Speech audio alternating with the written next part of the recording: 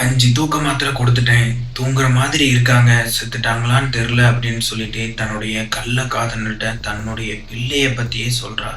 அது மட்டும் இல்லாம தன்னுடைய கணவருடைய பிறந்த நாள் அன்று 3 பேரையும் கொல்றதுக்கு திட்டம் போட்டிருக்கா. தன்னுடைய கணவர், 2 பிள்ளைகள். இப்பவே உங்களுக்கு தெரிஞ்சிருக்கும் யாரு அப்படின்னு. பிரியாணி அபிராமி தான். ஒரு குழந்தைக்கு இந்த உலகத்துல முதல் விஷயம் தாய் தான்.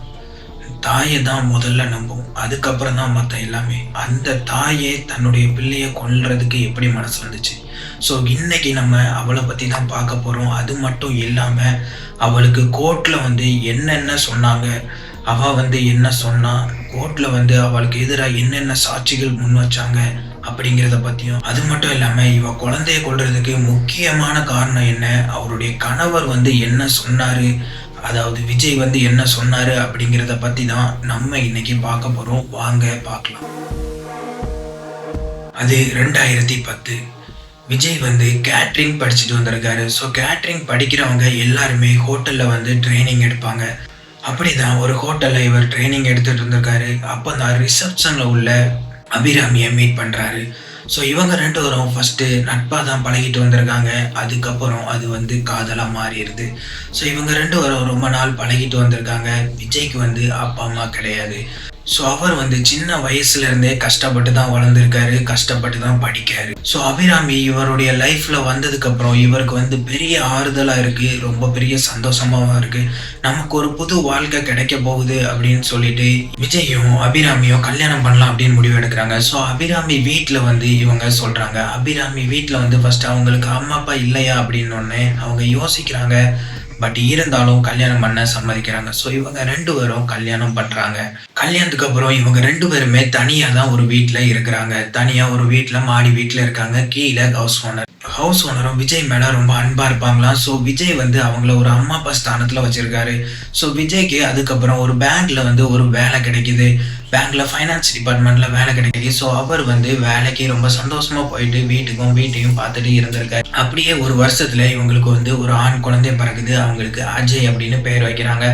அதுல இருந்து விஜய் வந்து ரொம்ப ஹார்ட் ஒர்க் பண்ணி வேலை பார்க்காரு. நைட்லாம் வேலை பார்ப்பாராம். ஏன்னா நான் பட்ட கஷ்டத்தை தான் பிள்ளைகள் படக்கூடாது, தான் பிள்ளை படக்கூடாது அப்படின்னு சொல்லிட்டு அவர் வந்து அவருடைய பொண்டாட்டிக்காகவும் அவருடைய பிள்ளைக்காகவும் ரொம்ப ஹார்ட் ஒர்க் பண்ணி பார்ப்பாராம்.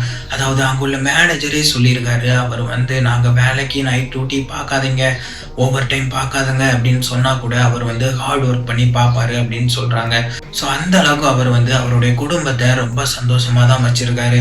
இப்படியே ஒரு 3 வருஷம் கேப்ல ஒரு பெண் குழந்தையும் பிறக்குது. அவளுக்கு வந்து காருண்யா அப்படின்னு பேர் வைக்கிறாங்க. ஸோ விஜய்க்கு வந்து ரொம்ப சந்தோஷமாகுது. ஒரு ஆண் குழந்தையும் ஒரு பெண் குழந்தையும் நமக்கு வந்து பிறந்திருக்காங்க அப்படின்னு சொல்லிட்டு அவர் ரொம்ப சந்தோஷமா இருக்கிறாரு. தான் பிள்ளை வந்து நான் பட்ட கஷ்டத்தை என்னைக்குமே படக்கூடாது அப்படின்னு அவரு ரொம்ப அளவுக்கு அதிகமாக ஓட ஆரம்பிச்சிருக்காரு. அந்த ஒரு ஓட்டம் தான் இவளுக்கு வந்து ஒரு தனிமையை கொடுத்துருக்கு.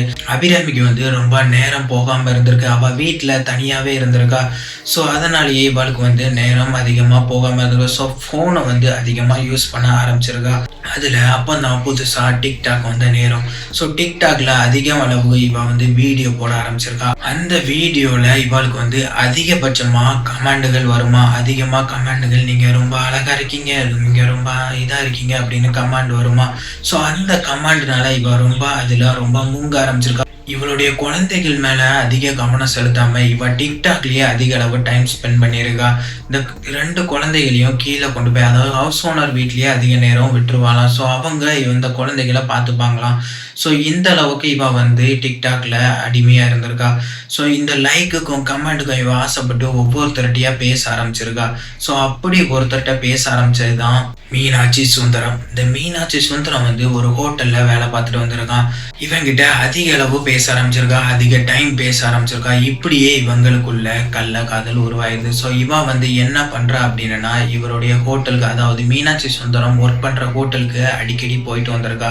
ஸோ அங்கே போயிட்டு நடந்து போயிட்டு வர கஷ்டமாக இருக்குது அப்படின்னுட்டு விஜய் கிட்ட இவன் வந்து பைக் எனக்கு வேணும், நான் வீட்டிலே இருந்த எனக்கு வந்து ஸ்ட்ரெஸ்ஸாக இருக்குது, எனக்கு வந்து ஒரு பைக் வாங்கிட்டாங்க அப்படின்னு கேட்டிருக்கான். ஸோ இதனால் இவர் வந்து, ஸோ நம்ம ஒய்ஃப் வந்து ரொம்ப தனிமையாக ஃபீல் பண்ணுறா, ஸோ நம்ம இவளுக்கு வந்து ஒரு பைக் வாங்கி கொடுப்போம் அப்படின்னு சொல்லிட்டு ஒரு ஸ்கூட்டி வாங்கி கொடுத்துருக்காரு.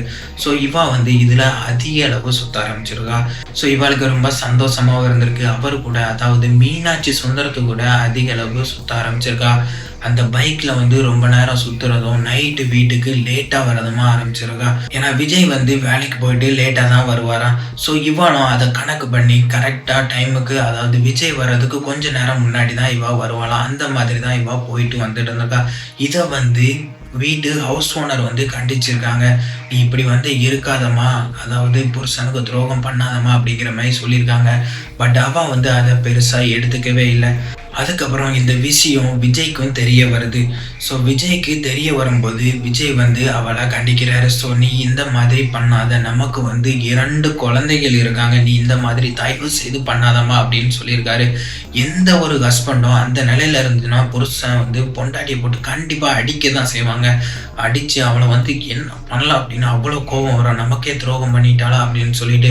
ஏன்னா இவர் வந்து அவ்வளோ ஹார்ட் ஒர்க் பண்றாரு, அதாவது இவளுக்காண்டியே இவளுடைய குழந்தைகளுக்காகவும் தான் உழைக்கிறாரு. ஸோ அவர் வந்து லேட்டா வரதையே ஒரு காரணம் காட்டி இவ வந்து சுத்த ஆரம்பிச்சிருக்கா.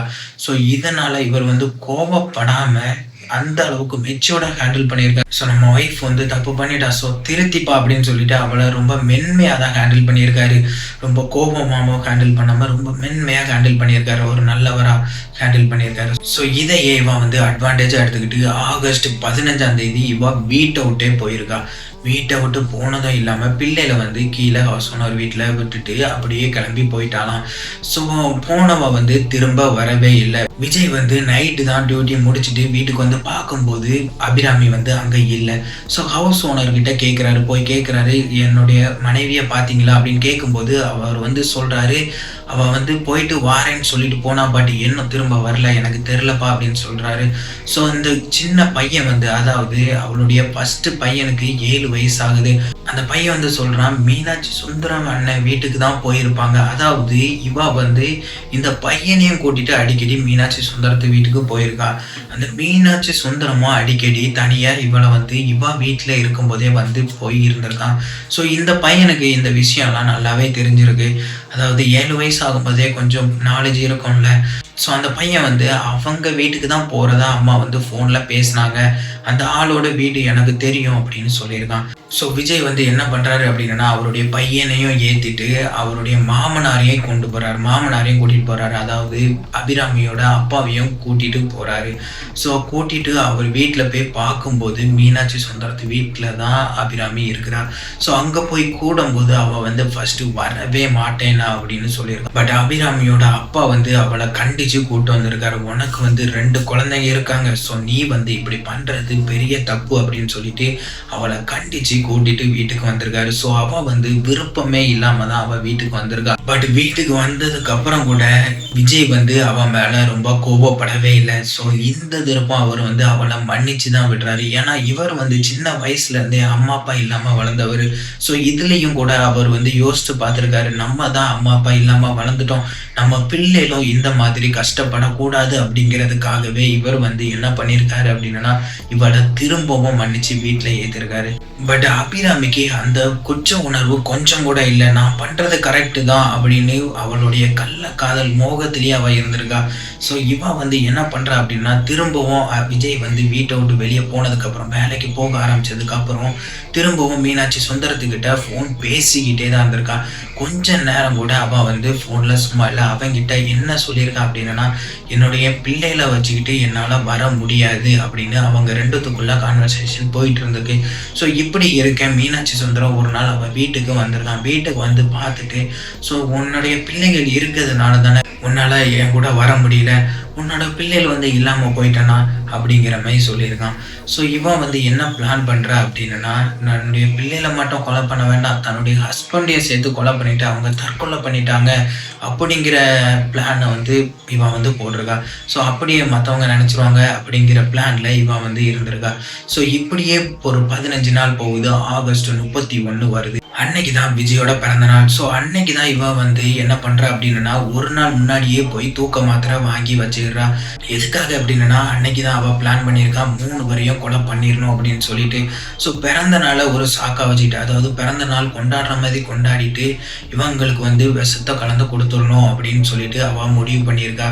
அதனால தான் பிறந்த நாளை கொண்டாடுறதுக்கு விஜய் கிட்ட ஃபோர்ஸ் பண்ணி சொல்லியிருக்கா. ஸோ விஜய் வந்து விருப்பமே இல்ல அப்படின்னனாலும் தன்னுடைய பிள்ளைகளுக்காக அவர் வந்து சம்மதிக்கிறாரு. ஸோ அன்னைக்கு வந்து பிறந்த நாள சிம்பிளா கொண்டாடுறாங்க. பிறந்த நாள் கேக்க வெட்டி முடிச்சுட்டு, அதுக்கப்புறம் அவ வந்து தூங்க போகும்போது பால்ல வந்து விஷத்த கலந்து குடுக்குறா. அதாவது தூக்க மாத்திரைய கலந்து பிள்ளைகளுக்கும், கணவருக்கும் குடுக்குறா. அதாவது கணவர் வந்து இத வந்து முதல்லயே குடிச்ச உடனே கசப்பா இருக்கு அப்படின்னு சொல்லிட்டு அவர் வச்சிடுறாரு. அவளுடைய முதல் பையனும் வந்து அவன் வந்து அத அதிகமா குடிக்கல. பட் சின்ன குழந்தை வந்து அதாவது 4 வயசு பாப்பா வந்து அத வந்து அதிகமா கன்சியூம் பண்ணிர்றா. அதாவது காரின்யா வந்து அதிகமா குடிச்சிடுறா. குடிச்ச உடனே அவன் வந்து தூங்க ஆரம்பிச்சிடுறா. பையனும் வந்து லைட்டா குடிச்சதுனால அவனும் தூங்கிடுறான். ஸோ இப்படி இருக்க விஜயும் லைட்டா தான் குடிச்சதுனால அவர் வந்து தூங்கிடுறாரு. ஸோ இவளுக்கு வந்து சந்தேகமாவே இருக்கு. அதாவது இவர் வந்து குடிச்சாரு அதிகமா என்ன பண்ணாரு அப்படின்னு அவளுக்கு வந்து தெரியல. பட் காலையில வந்து அவ வந்து 3 பேரும் செத்துருவாங்க அப்படின்னு நினைச்சு தான் அவ இருந்திருக்கா. பட் காலையில வந்து விஜய் வந்து எந்திரிச்சிடுறாரு. அதுக்கப்புறம் கொஞ்ச நேரத்திலேயே அஜயும் எந்திரிச்சிடுறான். அவருடைய மூத்த பையனும் எந்திரிச்சிடுறான். எந்திரிச்ச உடனே இவளுக்கு வந்து ரொம்ப ஷாக்கிங். நம்ம பிளான் வந்து பெஸ்ட்டா போயிட்டே அப்படின்னு சொல்லிட்டு அவ ஷாக்கிங்காவே இருக்கா. பட் குழந்தைய போய் பார்க்குறா. அதாவது 4 வயசு கார்னியாவை போய் பார்க்குறா. அவ வாயில வந்து நுரை தள்ளி இறந்து கிடக்குறா. ஸோ உடனே இவன் என்ன பண்றா அப்படின்னா அவளுடைய நுரைய வாயிலிருந்து தொடச்சிட்டு அதுக்கப்புறம் அவளை தூங்குற மாதிரியே மூடி வைக்கிறா பெட்ஷீட்ல. அதுக்கப்புறம் அவளுடைய பையனை பார்க்குறா. பையன் வந்து ஆக்டிவா தான் இருக்கிறான். அவளுடைய ஹஸ்பண்ட் வந்து குளிச்சுட்டு கிளம்பிட்டு வேலைக்கு கிளம்புறாரு. கிளம்பிட்டு தினமும் போகும்போது தன்னுடைய பிள்ளைகளுக்கு வந்து முத்தம் கொடுக்கறது வழக்கம். ஸோ பையனுக்கு முத்தம் கொடுத்துட்டு பிள்ளைக்கு முத்தம் கொடுக்க வாராரு. பட் என்ன ஆகுது அப்படின்னா அங்க இவ வந்து ஸ்டாப் பண்றா. ஸ்டாப் பண்ணிட்டு அவ வந்து தூங்கிட்டு இருக்கா. இப்போ அவளை டிஸ்டர்ப் பண்ணாதங்க, எந்திரிச்சா என்னதான் டிஸ்டர்ப் பண்ணுவா, அவ வந்து என்கிட்ட தான் ரொம்ப விளையாடுவா அப்படின்னு சொல்லி இவன் வந்து புருஷன்கிட்ட சொல்றான். ஸோ அதனாலேயே சரி அப்படின்னு சொல்லிட்டு அவர் வந்து வேலைக்கு கிளம்பி போறாரு. பிறந்த நாள் அன்னைக்கு கூட வேலை பார்க்குறாரு அப்படின்னா அவர் வந்து வேலையில எவ்வளோக்குள்ள டெடிக்கேட்டடா வேலை பார்ப்பாருன்னு நீங்களே யோசிங்க. ஸோ அந்த அளவுக்கு அவர் வந்து குடும்பத்துக்காக கஷ்டப்படுறாரு. ஸோ இப்படி அவர் வந்து வேலைக்கு கிளம்பி போயிடுறாரு. வேலைக்கு போன கொஞ்ச நேரத்துல இவ வந்து திரும்ப பால்ல வந்து தூக்க மாத்திரை கலந்து அந்த 7 வயசு பையனுக்கு கொடுக்குறா. அந்த அஜய் வந்து அதை குடிச்சிட்டு அப்படி தூங்குறான். தூங்கினதுக்கு அப்புறம் இவ வந்து என்ன பண்றா அப்படின்னா இவளுடைய கள்ள காதலனுக்கு ஃபோன் பண்றா. அதாவது மீனாட்சி சுந்தரத்துக்கு ஃபோன் பண்ணி பேச ஆரம்பிக்கிறா. இப்படி வந்து இவங்க தூங்கிட்டு இருக்காங்க, என்ன பண்ணலாம் அப்படின்னு சொல்லி இவன் வந்து பேச ஆரம்பிக்கிறான். அப்பதான் இவன் வந்து இவளுடைய ரெக்கார்டு ஒன்று வெளியாச்சு. அந்த ரெக்கார்டில் லாஸ்ட்ல போடுற அதை பாருங்க. இவன் வந்து என்ன சொல்றான் அப்படின்னா இவனுக்கு வந்து 5 மாத்திரை கொடுத்துட்டேன், பட் இன்னும் தூங்குற மாதிரியே தான் இருக்கிறான் அப்படின்னு பேசுறாங்க. ஸோ அதுக்கப்புறம் அவர் வந்து உனக்கு பயமா இல்லையா அப்படின்னு கேட்குறாரு. பட் இவன் வந்து அதுக்கு வந்து ஒன்றும் இல்லை அப்படிங்கிற மாதிரி சொல்லிட்டு இருக்கா. ஸோ கொஞ்ச நேரத்துல இவன் என்ன பண்றா அப்படின்னா இவன் தூங்கிட்டே தான் இருக்கிறான் அப்படின்னு சொல்லிட்டு அவனுடைய மேலே ஏறி உட்காந்து தலைவாணியை வச்சு அமுக்க ஆரம்பிக்கிறான். ஸோ அப்படியே அவன் வந்து துடிச்சு இறக்க ஆரம்பிக்கிறான். அதாவது மேலெல்லாம் பிறண்ட ஆரம்பிக்கிறான். பட் இருந்தாலும் அவள் விடுறதா இல்லை. ஸோ அவளை கடைசி வரைக்கும் மூச்சு திணற கொலை பண்றா. ஒரு சின்ன பிள்ளையை எப்படி அதுவும் அவ பெத்த பிள்ளையை எப்படி தான் கொல்ல மனசு வருதோ தெரியல. ஸோ அந்த அளவுக்கு ராட்சசியா மாறிட்டான். அதாவது கள்ள காதலுடைய மோகம், அதாவது கொஞ்ச நேர சுகத்துக்காக இவளுடைய 2 குழந்தைகளையும் கொல்றதுக்கு இவளுக்கு எங்க இருந்து தான் வந்துச்சு அப்படின்னு தெரியல. அந்த அளவுக்கு அவ வந்து கொடூரமாகவும் அரக்கியாகவும் ராட்சசியாகவும் செயல்படுறான் அந்த இடத்துல. ஸோ இப்படி அந்த பிள்ளைய வந்து கொலை பண்ணிட்டு கொஞ்ச நேரம் வெயிட் பண்ண ஆரம்பிக்கிறான். அவ வந்து என்ன பிளான் பண்றா அப்படின்னா அவளுடைய ஹஸ்பண்டையும் கொலை பண்ணிட்டு தான் போகணும் அந்த முடிவுலேயே தான் இருக்கிறா. ஸோ தினமும் அவளுடைய ஹஸ்பண்ட் வந்து 5 இல்லை 6 மணிக்கு வந்துடுவாரு. ஸோ இவன் வந்து வெயிட் பண்ணிட்டே இருக்கிறான். அன்னைக்கு மந்த் எண்ட் அப்படிங்கிறதுனால அவருடைய ஹஸ்பண்ட் வந்து லாஸ்ட்ல கணக்கெல்லாம் கரெக்டாக முடிச்சுட்டு வர வேண்டிய நேரமா, அதாவது ஃபைனான்ஸ் டிபார்ட்மெண்ட்டுங்கிறதுனால கரெக்டாக கணக்கெல்லாம் எழுதிட்டு தான் வரணும். ஸோ அந்த அளவுக்கு அவர் வந்து நைட் டியூட்டி வேலை பார்த்ததுனால அவரால் அன்னைக்கு சீக்கிரமா வர முடியல. ஸோ அதனால இவ என்ன பண்றா அப்படின்னா வண்டி எடுத்துட்டு வெளியே கிளம்பி போயிடுறா. ஸோ நைட் ஆகுது. விஜய் வந்து வீட்டுக்கு வராரு. வீட்டுக்கு வந்து பார்க்கும்போது என்ன ஆகுது அப்படின்னா அவருடைய பிள்ளைகள் வந்து வீட்டில் தூங்கின மாதிரியே இருக்கிறாங்க. ஃபேன் ஓடிட்டு இருக்கு. ஜன்னல் வழியை தான் பார்க்குறாரு. ஏன்னா இவன் வீட்டை பூட்டிட்டு போயிட்டா. ஸோ கீழே ஹவுஸ் ஓனர்கிட்ட வந்து கேட்குறாரு, அவளை பார்த்தீங்களான்னு கேட்கும்போது அவருக்கு வந்து என்ன சொல்லனே தெரில. இவ வந்து இந்த மாதிரி இருக்கிறதுனாலே ஹவுஸ் ஓனர் வந்து அவகிட்ட பேசுறதையே நிப்பாட்டிட்டாங்களாம் ரொம்ப நாளுக்கு முன்னாடியே. ஸோ அவருக்கு அவ எங்க போயிட்டான்னு எனக்கு தெரியல தம்பி அப்படின்னு சொல்லிடுறாரு. ஸோ உடனே இவர் என்ன பண்றாரு அப்படின்னா, அதாவது விஜய் உடனே அவருடைய மாமனாருக்கு மாமியாருக்கு அடிக்கிறாரு. ஸோ அவங்க வீட்டுக்கு போயிட்டாளா அப்படின்னு கேட்கும்போதும் அங்கேயும் அவ போகல. ஸோ இவருக்கு உடனே தெரியுது, ஸ்பார்க் ஆகுது. சரி, அவ திரும்பவும் ஓடி போயிட்டா அப்படின்னு சொல்லிட்டு மீனாட்சி சுந்தரத்து கூட தான் போயிட்டா அப்படின்னு சொல்லிட்டு இவர் சோகத்தோடய மேலே ஏறி போறாரு. மேலே ஏறி கதவை திறந்து பார்க்குறாரு. அவரால் கதவை திறக்க முடியல. ஸோ கதவை உடைச்சிட்டே உள்ள போயிடுறாரு. பிள்ளைகள் உள்ள தூங்கிட்டு இருக்குன்னு நினைச்சு அப்படியே உள்ள போயிடுறாரு. உள்ள போய் பார்த்தா அவருக்கு மிகப்பெரிய அதிர்ச்சி. ஏன்னா அவருடைய பிள்ளைகள் எந்திக்கவே இல்லை. ஸோ அவர் அந்த நேரத்திலேயே உடஞ்சி போயிடுறாரு. தன்னுடைய உலகம் அப்படின்னு நினைச்சு அவர் வாழ்ந்துட்டு இருந்திருக்காரு. ஏன்னா இவரும் அம்மா அப்பா இல்லாம வளர்ந்தவர். ஸோ அதுக்காக தான் இவர் இவளை கண்டிக்காம விட்டாரு. ஸோ இப்படி இவ தன்னுடைய பிள்ளையை ஏதோ பண்ணிட்டாளே அப்படின்னு சொல்லிட்டு அந்த நேரத்திலேயே அவர் உடஞ்சும் போயிடுறாரு. ஸோ உடனே அவர் என்ன பண்றாரு அப்படின்னா, ஆம்புலன்ஸுக்கு கால் பண்றாரு. உடனே ஆம்புலன்ஸ் பார்க்குறாங்க. பார்த்தா அவங்க ஏற்கனவே இறந்து போயிட்டாங்க அப்படின்னு சொல்றாங்க. உடனே போலீஸ் கிரைம் சீனுக்கு வராங்க. பார்க்குறாங்க, எப்படி இறந்தாங்க, நீங்க எங்க போனீங்க அப்படின்னு சொல்லி ஒவ்வொன்றா விசாரிக்கிறாங்க.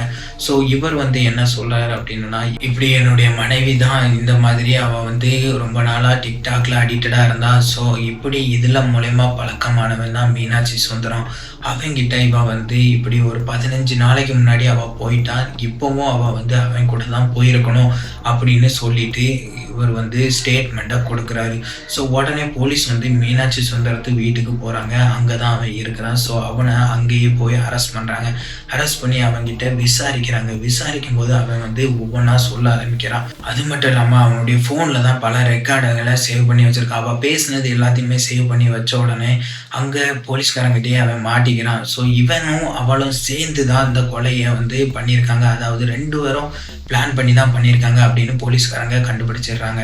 ஸோ உடனே போலீஸ்காரங்க அபிராமியை பிடிக்கிறதுக்கு எல்லாத்தையும் செக் பண்ணுறாங்க. அதாவது கேமராவை செக் பண்ணி பார்க்குறாங்க. அவள் எங்கெங்கே போயிருக்கா அப்படின்னு பார்க்குறாங்க. இவன் ஏடிஎம்ல பணத்தை எடுத்துட்டு அதுக்கப்புறம் கோயம்பேடு பஸ் ஸ்டாண்டில் போய் பைக்கை விட்டுட்டு நாகர்கோயில் பஸ்ஸில் ஏறி போயிருக்கான். ஸோ உடனே போலீஸ்காரங்க நாகர்கோயிலில் தேடுறதுக்கு அங்கே தகவல் கொடுக்குறாங்க. ஸோ இவளை ட்ராக் பண்ண ஃபஸ்ட்டு முடியல. பட் இருந்தாலும் அவள் கொஞ்ச நேரத்துல நைட்டு இவனுக்கு கால் பண்ணுறா. வேற ஒருத்தர் மொபைல்ல இருந்து இவளுக்கு கால் பண்ணி, நான் இங்கே வந்துட்டேன், நாகர்கோயிலில் ஒரு ஹோட்டலில் ஸ்டே பண்ணுறேன் அப்படின்னு சொல்லி மீனாட்சி சுந்தரத்துக்கு தகவல் கொடுக்குறா. ஸோ உடனே போலீஸ்காரங்க அங்கே உள்ள போலீஸ்க்கு தகவல் கொடுத்து அங்கேயே அவளை அரெஸ்ட் பண்ணுறாங்க. நாகர்கோயிலில் அரெஸ்ட் பண்ணி சென்னைக்கு கூட்டிட்டு வராங்க. அதுக்கப்புறம் அவகிட்ட விசாரணை ஆரம்பிக்கிறாங்க. விசாரிக்கும் போது அவன் ஃபர்ஸ்ட் நான் ஒத்துக்கவே இல்லை, நான் என் பிள்ளைகளை கொலை பண்ணவே இல்லை, என் புருஷன் தான் கொலை பண்ணிட்டான் அப்படின்னு சொல்லிட்டு அவன் பகிரங்கமாக சொல்கிறான். பட் போலீஸ்காரங்கிட்ட இருக்கிற ஆதாரமும் அவள் பேசின கால் ரெக்கார்டையும் வச்சுட்டு, நீ எதுக்குமா அப்போ ஓடி போன, நீ தான் வீட்டில் தனியாக இருந்த, உன் பிள்ளையில பார்த்துட்டு இருந்த, உன் புருஷன் கொலை பண்ணா, நீ எதுக்கு ஓடி போன அப்படின்னு சொல்லி ஒவ்வொரு இடத்துலையும் கேள்விகள் கேட்கும்போது அவளால் பதில் சொல்ல முடியவே இல்லை. ஸோ அங்கேயே அவள் ஒத்துக்கிறா. சரி, நான் தான் பண்ணினேன் அப்படிங்கிற மாதிரி அவன் மனநிலைக்கு வந்துடுறா. ஸோ 2 பேரையும் அரெஸ்ட் பண்ணி கோர்ட்டில் கொண்டு போய் ஆஜர்படுத்துகிறாங்க. இந்த கேஸ் 2018 2025 வரைக்கும் கிட்டத்தட்ட 7 வருஷம் இந்த கேஸ் போயிட்டு இப்போ தான் தீர்ப்பு கொடுத்துருக்காங்க.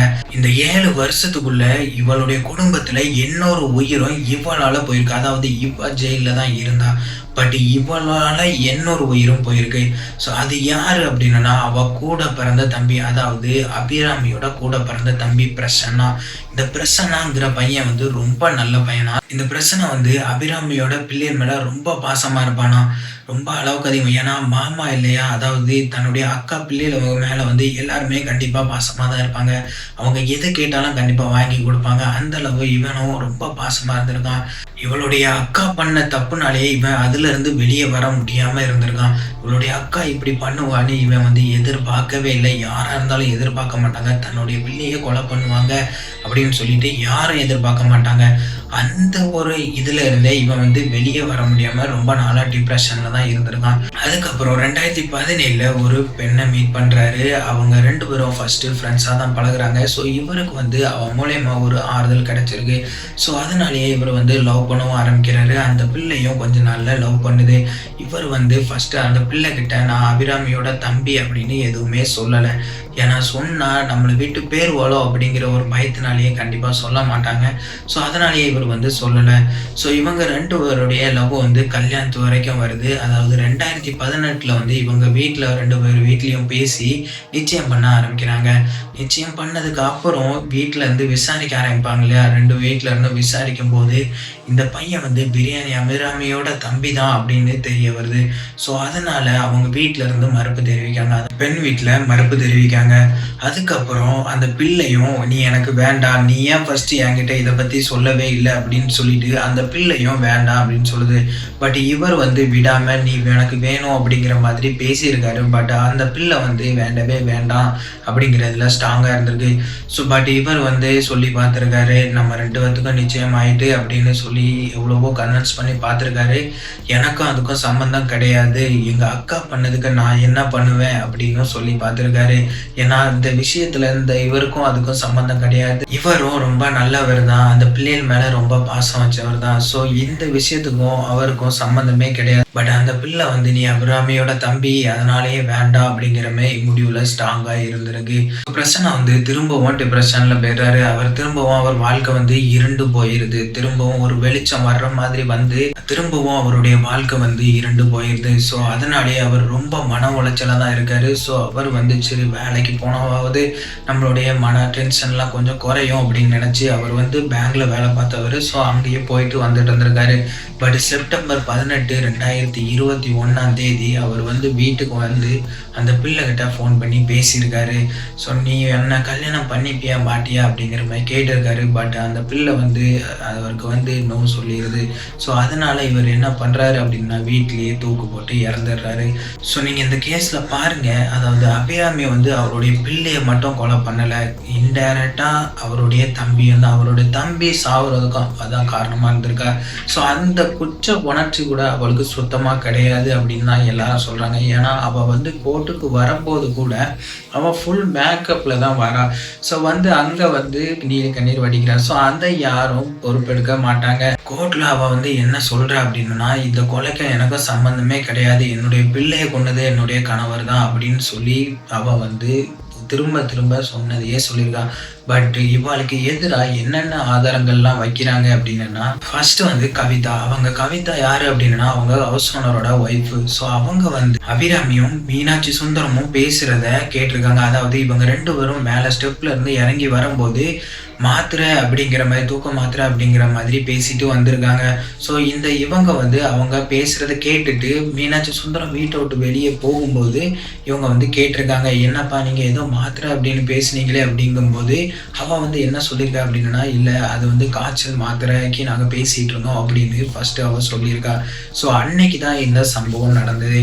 ஸோ இதை வந்து அவங்க வந்து கோர்ட்டில் வந்து வாக்குமூலமாக கொடுத்துருக்காங்க. அது மட்டும் இல்லாமல் இந்த மீனாட்சி சுந்தரம் வந்து அடிக்கடி இவள் வீட்டுக்கு வந்துட்டு போவான் அப்படிங்கிறதையும் அவங்க வந்து தெளிவாக சொல்லியிருக்காங்க. அதாவது கோர்ட்டில் வந்து ரொம்ப முக்கியமாக பார்க்கப்படுறது காதால் கேட்குறதும் கண்ணால் பார்க்குறதையும் ரொம்ப முக்கியமாக பார்ப்பாங்க. அந்த சாட்சி வந்து ரொம்ப முக்கியமானது அப்படிங்கிறது எல்லாத்துக்கும் தெரியும்.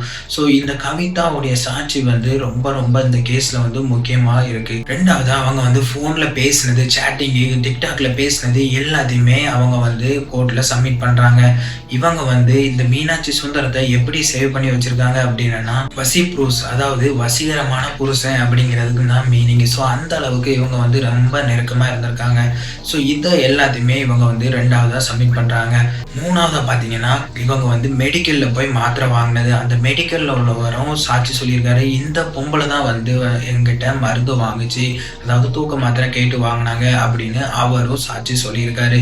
ஸோ இது வந்து 3ஆவதாக பார்க்கப்படுது.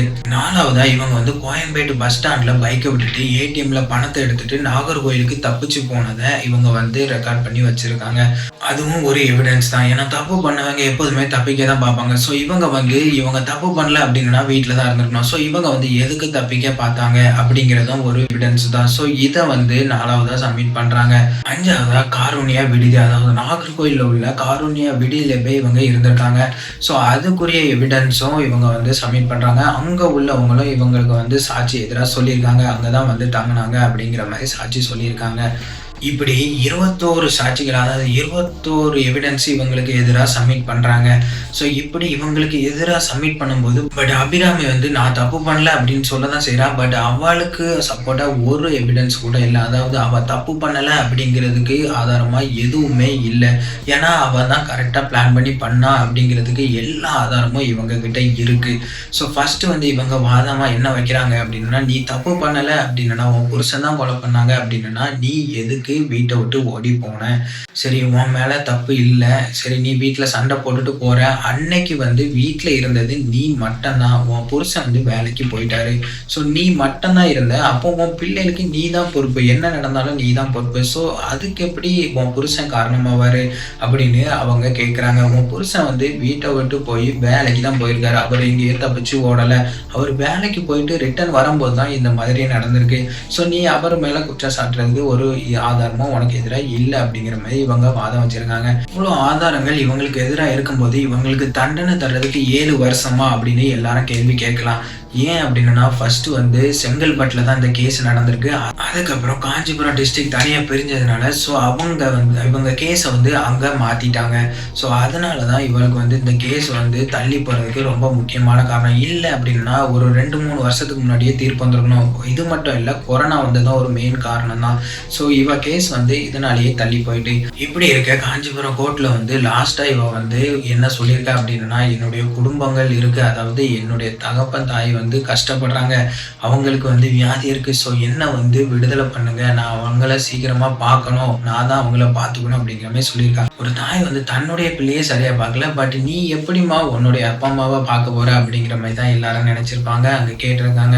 ஸோ இவ வந்து அது மட்டும் இல்லாம நான் வந்து தப்பு பண்ணல அப்படிங்கிற மாதிரியே தான் சொல்லிட்டு இருந்திருக்கா, கண்ணீரும் வடிச்சிருக்கா.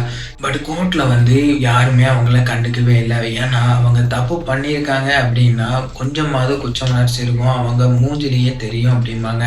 பட் அவங்க கோர்ட்டுக்கு வரும்போதும் நல்லா ஃபுல் மேக்கப்போட ரொம்ப, அதாவது எப்படி எல்லாரும் பார்த்துருப்பீங்க அந்த வீடியோவை. ஸோ அந்த மாதிரி அவங்க வந்திருக்காங்க. ஸோ அதனாலேயே அவங்க வந்து இவ மேலே யாருமே இறக்கமும் பட்டிருக்க மாட்டாங்க. அப்புறமா மீனாட்சி சுந்தரம் சைடில் என்ன சொல்லியிருக்காங்க அப்படின்னா, இவருக்கும் இந்த கேஸுக்கும் சம்மந்தமே இல்லை அப்படிங்கிற மாதிரி வாதம் பண்ணியிருக்காங்க. பட் ஃபோனில் அவங்க பேசினது எல்லா ரெக்கார்டையும் இவங்க வைக்கும்போது அவங்களால எந்த மறுப்பும் தெரிவிக்க முடியல. இவங்க 2 பேரும் தான் பிளான் பண்ணி கொலை பண்ணியிருக்காங்க அப்படின்னு சொல்லிட்டு ஃபைனலாக கோர்ட்டில் ஜட்ஜ் வந்து இவங்க 2 பேத்துக்குமே சாகும் வரை சிறை தண்டனை கொடுத்துருக்காங்க. இது வந்து ரொம்ப வரவேற்கத்தக்க தீர்ப்பு அப்படின்னு எல்லாரும் சொல்கிறாங்க. தூக்கு தண்டனை கொடுத்துருந்தா கூட இவங்க 2 நிமிஷத்தில் செத்து போயிடுவாங்க. பட் சாகும் வரை சிறை தண்டனை அப்படிங்கும்போது அவங்க வாழ்நாள் ஃபுல்லாக அங்கேருந்து வருத்தப்பட்டு தான் ஆகணும், ஃபீல் பண்ணி தான் ஆகணும், இந்த உலகத்தை மிஸ் பண்ணி தான் ஆகணும், எந்த விஷயமும் பண்ண முடியாது. இந்த தீர்ப்புனால அவங்க ஹஸ்பண்டும் ரொம்ப சந்தோஷப்பட்டிருக்காரு. ஸோ விஜய் வந்து என்ன சொல்லியிருக்காரு அப்படின்னா, இவளுக்கு வந்து தூக்கு தண்டனை கொடுத்துருந்தா கூட நான் வருத்தப்பட்டிருப்பேன், பட் சிறை தண்டனை கொடுக்கும்போது, அதாவது சாகும் வரை சிறை தண்டனை கொடுத்தது எனக்கு ரொம்ப சந்தோஷமா இருக்கு, இப்படிப்பட்டவளுக்கு இதுதான் சரியான தீர்ப்பு அப்படின்னு சொல்லியிருக்காரு. அது மட்டும் இல்லாம என்னுடைய வாழ்க்கையில நான் அந்த விஷயத்த மறக்கணும்னு நினைக்கிறேன், பட் என்னால மறக்க முடியல. நான் ஒவ்வொரு நாளும் வேலைக்கு போயிட்டு வீட்டுக்கு திரும்பும்போது என்னுடைய பிள்ளைகள் தான் எனக்கு மூஞ்சில வந்துட்டு போறாங்க. ஸோ அந்த அளவுக்கு நான் கஷ்டப்பட்டுட்டு இருக்கேன்.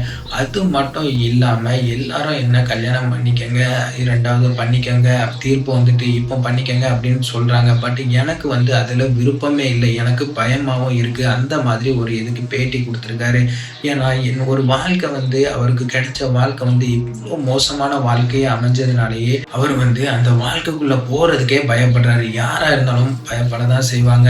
ஏன்னா அவர் வந்து தகப்பன் தாய் இல்லாம வளர்ந்த பிள்ளை. ஸோ அவர் வந்து எவ்வளோ ஆசைப்பட்டு அவருடைய பிள்ளைகளை வளர்க்கணும், நம்ம பிள்ளைகளை சந்தோஷமா வைக்கணும் அப்படின்னு ஆசைப்பட்டிருப்பாரு.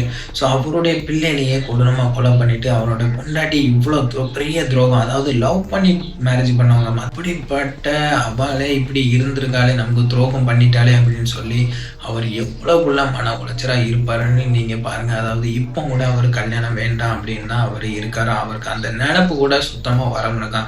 ஸோ அந்த மாதிரி அவர் வந்து சொல்லியிருக்காரு. ஸோ கைஸ், ஒன்று மட்டும் எல்லாரும் நினைச்சுக்கோங்க, அதாவது திருமணத்துக்கு மீறிய உறவு அப்படின்னா என்னைக்குமே அது வந்து ஒரு கொலைக்காக ஒரு வந்து நிற்கும். அதாவது என்ன அப்படின்னா, ஒன்று வந்து புருஷன் பொண்டாட்டியை கொலை பண்ணுவான், இல்லைன்னா பொண்டாட்டியை தற்கொலை பண்ணுவான், இல்லை புருஷன் வந்து கள்ளக்காதலாம் கொலை பண்ணுவான், இந்த மாதிரி பிள்ளைகளை கொலை பண்ணுவாங்க. இப்படி வந்து நிற்கும். அதாவது என்னைக்குமே திருமணத்துக்கு மீறிய உறவு வந்து என்னைக்குமே ஒரு கொலைக்காக மோட்டிவாக தான் இருக்கும். ஸோ அதனாலேயே திருமணத்துக்கு மீறிய உறவு வந்து என்னைக்குமே தவறு தான். அது வந்து என்னைக்குமே சரியாக இருக்காது. பட் உங்களுக்கு வந்து கல்யாண வாழ்க்கையில் சந்தோஷம் இல்லையா, உங்களுக்கு வந்து அவரை பிடிக்கலையா, நீங்க வந்து டைவர்ஸ் வாங்கிட்டு போங்க. டைவர்ஸ் வாங்கிறதுக்கு என்ன ஒரு 2, 3 வருஷம் ஆகலாம். சில நேரம் உடனே கூட கிடைக்கலாம்.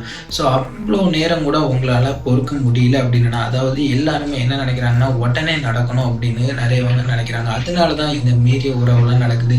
பட் எல்லா விஷயத்துலையுமே உடனே நடக்காது. கொஞ்சம் ப்ராசஸ் இருக்கும். ஸோ என்ன பண்ணலாம் அப்படின்னா, கொஞ்ச நாள் வெயிட் பண்ணி டைவர்ஸ் வாங்கிட்டு அவங்க கூட போயிட வேண்டியதானே. பட் இப்படி ஏன் கொலை பண்ணணும்? அதாவது குழந்தைகளை ஏன் கொலை பண்ணணும்? இப்படி ஏன் கொலை பண்ணணும் அப்படிங்கிற முடிவு வந்து தவறானது. அப்படி பண்ணா இந்த மாதிரி தண்டனைகள் கிடைக்கும் அப்படிங்கிறதுக்கு எடுத்துக்காட்டா கோர்ட்ல வந்து தண்டனை கொடுத்தது ஒரு மிக சிறந்த வரவேற்கத்தக்கது. அப்புறம் இந்த சோசியல் மீடியானால நிறைய பேர் கெட்டு போறாங்க. நல்ல விதமாகவும் யூஸ் பண்றாங்க. நீங்க யாரா இருக்கீங்கங்கிறத உங்களுக்கு நீங்களே கேட்டுக்கோங்க. ஒரு விஷயம் நம்மளை மீறி போகுது அப்படின்னா அதோட ஸ்டாப் பண்ணிக்கோங்க. என்னைக்குமே அளவுக்கு மீறி போகாதீங்க. ஒரு இடத்துல நம்ம தப்பு பண்ணுறோம் அப்படின்னு உணர்றீங்க அப்படின்னா அதோட ஸ்டாப் பண்ணிக்கோங்க. அந்த இதுக்கு மேலே போகும்போது, அதாவது பெண்கள் வந்து என்றைக்குமே ஆசை வார்த்தைக்கு அவங்க வந்து கண்டிப்பாக ஆசைப்படுவாங்க. அதாவது நீங்கள் ரொம்ப அழகாக இருக்கீங்க, நீங்கள் ரொம்ப இதாக இருக்கீங்க அப்படிங்கும்போது அவங்களுடைய மனசில் வந்து ஒரு சந்தோஷம் கிரியேட் ஆகும். பட் அது வந்து சந்தோஷத்தோடு இருந்தால் சரி, அதுக்கு மேலே போகாமல் பார்த்துக்கிறது உங்களுடைய பொறுப்பு தான். ஏன்னா உங்கள் குடும்ப வாழ்க்கை வந்து உங்கள் கையில் தான் இருக்குது. ஸோ உங்களுக்கு தனிப்பட்ட முறையில் நான் என்னுடைய சந்தோஷம் தான் எனக்கு முக்கியம் அப்படின்னா நீங்கள் தனியாக வாழுங்க. அதாவது குடும்பம் வேண்டாம், எனக்கு தனியாகவே இருந்துக்கிறேன், கல்யாணம் வேண்டாமே, தனியாகவே இருந்து வாழ்கிறது நல்லது. யாராக இருந்தாலும் சரிதான், அது ஆணாக இருந்தாலும் சரிதான், பெண்ணாக இருந்தாலும் சரிதான், உங்களுக்கு உங்கள் சந்தோஷம் மட்டும்தான் வேணும் அப்படின்னா நீங்கள் வந்து கல்யாணம் பண்ணாமல் இருந்து உங்கள் விருப்பப்படி நீங்கள் எப்படி வேணாலும் இருந்துக்கங்க. ஸோ அதை பற்றி யாரும் கவலைப்பட போகிறது கிடையாது. அடுத்தவங்க உங்கள் வாழ்க்கையில் வந்துட்டாங்க அப்படின்னா நீங்களும் அவங்களுக்காக வாழ்ந்து தான் ஆகணும். உங்களுக்காக அவங்களும் வாழ்ந்து தான் ஆகணும். அப்படி வாழ்ந்தால் தான் குடும்பத்துடைய வாழ்க்கை வந்து சந்தோஷமாக போகும். இல்லை அப்படின்னா இந்த மாதிரி பல சிக்கல்கள் வரும், பல பிரச்சனைகள் வரும். எதா இருந்தாலும் வீட்டில் மனசு விட்டு பேசுறது ரொம்ப நல்லது. ஒரு பிரச்சனை, ஒரு தீர்வு, உங்களுக்கு ஒரு இது வேணும் அப்படின்னா உங்கள் ஹஸ்பண்டோ இல்லை யாரோ அவங்கக்கிட்ட மனசு விட்டு கேட்குறது பெட்டர். ஸோ எதுவுமே எனக்கு கிடைக்கல, எனக்கு வந்து அன்பு கிடைக்கல, என் புருஷன்கிட்ட இருந்து எதுவுமே கிடைக்கமுனுக்கு, அவர் என் கூட இருக்கமுனுக்காரு, ஸோ அப்படி இப்படின்னு காரணங்கள் சொல்லாமல் உங்கள் ஹஸ்பண்டுக்கிட்டே இல்லை யாருக்கு அதுக்கு சம்மந்தப்பட்டவங்க கிட்ட தைரியமாக ஓப்பனாக பேசுங்க, உங்களுக்கு என்ன வேணும்னாலும். ஸோ அதுக்கப்புறம் கிடைக்கலங்கன்னா அதுக்கப்புறம் நீங்கள் தனிப்பட்ட முறையில் உங்களுக்கு எது சரியோ அதை செய்யுங்க. ஸோ இந்த மாதிரி தவறுகளை செய்யும்போது அடுத்தவங்களை கொலை பண்ணிட்டு மடியை வந்து புருஷன் மேலே போட்டுடலாம் அப்படி இப்படின்னு ஒவ்வொன்றா நினைச்சாலும் கண்டிப்பாக கடைசியில் மாட்டிக்கிறது நிச்சயம்தான். யாராக இருந்தாலும் சரிதான், ஹஸ்பண்டு கொலை பண்ணிட்டு பொண்டாட்டி மேலே போகலாம், எதுனாலும் சரிதான், கண்டிப்பாக மாட்டிக்கிறது நீங்கள் தான். இதில் உங்கள் வாழ்க்கை மட்டும் சீரழியாது, உங்கள் குடும்பத்துடைய வாழ்க்கையும் தான். உங்கள் குடும்பத்தையும் யாருமே, அதாவது இந்த மாதிரி கேஸில் மாற்றவங்க குடும்பத்தை யாருமே மதிக்க மாட்டாங்க. அது மட்டும் கிடையாது, அவங்கள வந்து எல்லாருமே ஒரு மாதிரி தான் பேசுவாங்க. ஏன்னா இதுதான் உலகத்தில் நடக்கிற விஷயம். அப்படி பேச போய் தான் நம்ம பிரசன்னாவும் இறந்துருக்காரு. அதாவது பிரியாணி அபிராமியோட தம்பியும் இறந்துருக்காரு. ஸோ அவர் சாவறதுக்கு இந்த சமுதாயமும் ஒரு காரணமாக இருந்தாலும், ஏன்னா ஒருத்தர் தப்பு பண்ணிட்டாங்க அவங்க குடும்பத்தில் அப்படின்னு மொத்தமாக அவங்கள ஃபோக்கஸ் பண்ணி இவங்களும் அப்படி தான் இருப்பாங்க அப்படின்னு சொல்கிறது தவறான விஷயந்தான். ஸோ அப்படி யாரையுமே ஈஸியாக ஜட்ஜ் பண்ணக்கூடாது தான். பட் ஜனங்க வந்து அப்படி ஜட்ஜ் பண்ணாமல் இருக்க மாட்டாங்க. ஒரு குடும்பத்தை மொத்தமாக இவங்க அப்படின்னா அவங்க அப்படி தான் அப்படிங்கிற மனநிலைக்கு வந்துடுவாங்க. ஸோ அதனால் உங்கள் குடும்பத்துடைய வாழ்க்கையையும் நீங்கள் யோசித்து பாருங்கள், உங்கள் குடும்பத்தையும் யோசித்து பாருங்கள். உங்கள் தனிப்பட்ட சந்தோஷத்தை மட்டும் என்றைக்கும் நாடி இருக்காதீங்க. ஸோ இந்த கேஸை பற்றி நீங்கள் என்ன நினைக்கிறீங்க அப்படிங்கிறத கமெண்ட் பண்ணுங்கள். உங்களுக்கு என்ன தோணுதோ அதை பண்ணுங்கள். ஸோ நம்ம வீடியோவை லைக் பண்ணுங்கள், நம்ம சேனலை சப்ஸ்கிரைப் பண்ணுங்கள். நன்றி, வணக்கம்.